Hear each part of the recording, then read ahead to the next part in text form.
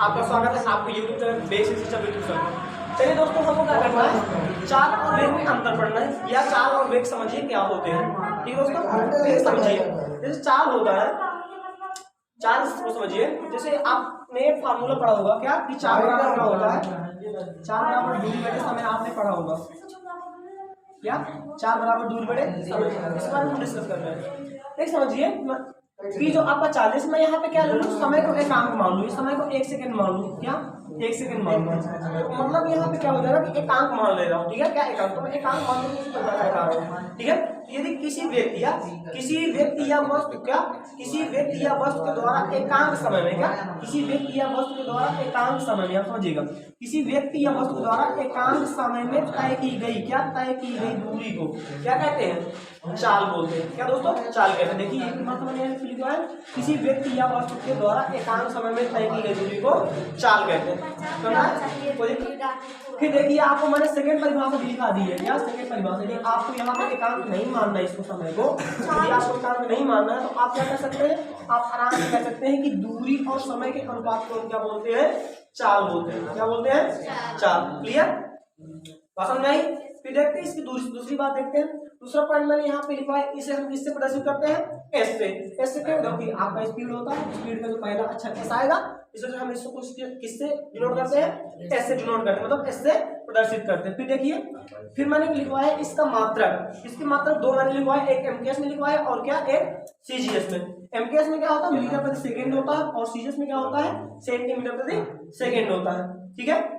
फिर देखिए यह एक अदिश राशि है, क्या यह एक अदिश राशि, मतलब इसको व्यक्त करने के लिए हमें दिशा की आवश्यकता नहीं पड़ती है। ठीक है, चाल क्या है आपकी, अदिश राशि, क्या अदिश राशि। ठीक है, नॉन वेक्टर क्वांटिटी, ठीक है, या स्केलर क्वांटिटी बोल सकते हैं। फिर क्या है, चाल हमेशा धनात्मक होती है। देखिए एक बात आप समझिए, चाल तो क्या धनात्मक होती है। देखिए समय तो आपका धनात्मक वैसे हमेशा होता है, कभी किसी नेगेटिव नहीं जाता, तो कोई बात नहीं, हम नेगेटिव ले भी जाए कोई बात नहीं। लेकिन आप बताइए कि दूरी जो है, क्या आपकी दूरी हमेशा क्या होती है। मैंने जिससे पहले वीडियो बनाया था उसमें बताया था कि दूरी क्या होती है, दूरी हमेशा धनात्मक होती है। दूरी हमेशा धनात्मक है, तो ये क्या हो गई, चाल भी आपकी क्या होगी, हमेशा धनात्मक होगी। ठीक है, बात समझ आई, क्लियर। इसके बाद आपका क्या है, देखो मैंने यहाँ पे फार्मूला लिख दिया है, क्या कि चाल बराबर दूरी बटे समय। क्या चाल बराबर दूरी बटे समय, इसको इंग्लिश में लिखना चाहे तो लिख सकते हैं आप, speed equal to distance upon time.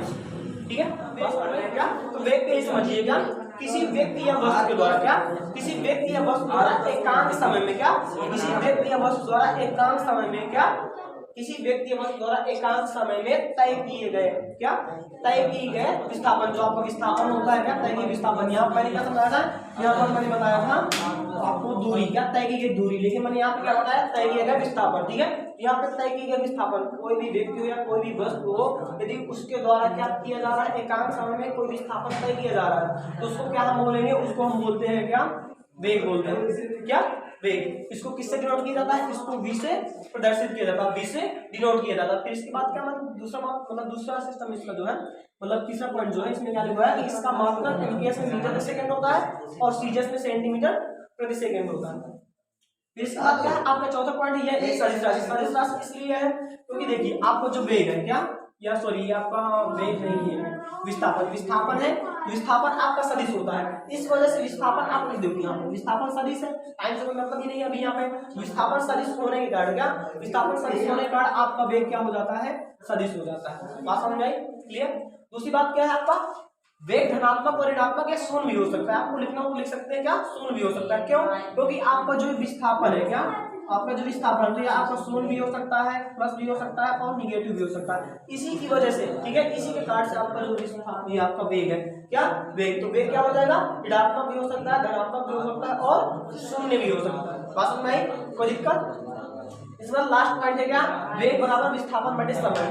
ये तो सूत्र लिखा है, ठीक है, वेग बराबर क्या होता है, विस्थापन बटे समय, इंग्लिश में लिखा वेलोसिटी बराबर displacement into sorry upon time लिखा था। बात समझ आई, कोई दिक्कत। चलिए ठीक है, तो दोस्तों क्या कीजिए, आप हमारे वीडियो को लाइक कीजिए और ज्यादा शेयर कीजिए, हो सके तो मतलब ज्यादा से ज्यादा आप शेयर कीजिए, ताकि हमारा मोटिवेट, मतलब हम आपसे मोटिवेट होते रहें। ठीक है, तब तक के लिए आप सभी लोग हो जाए।